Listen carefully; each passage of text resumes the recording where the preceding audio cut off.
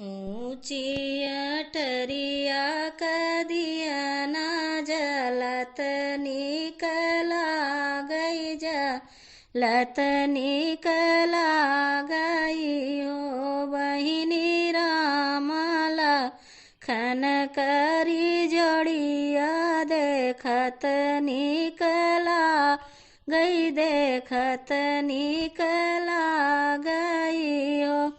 रामा चले मधुबनवा शीतल रानी ठुन कई शीतल रानी ठुन कई हो।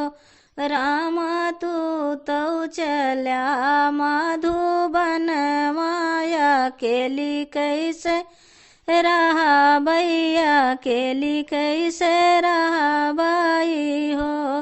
रामा के मोरे बसवा कटई है तो पलंगा सलई है तो पलंगा सलई है हो। रामा के करी पलंग चढ़ी बैठ बरानी माँ कहा वो बैरानी माँ कहा वो भाई हो।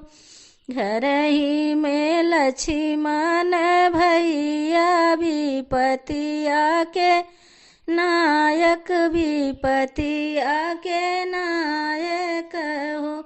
सीता यही तोहरे बसवा कटई है तो पलंगा सलई है तो पलंगा सलई है हो।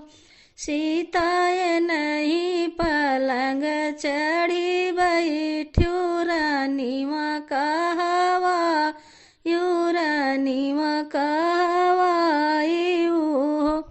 जोने मुहाया मावा मैं खाऊं या मिलिया नाची क्यों मिलिया नाची क्यों हो।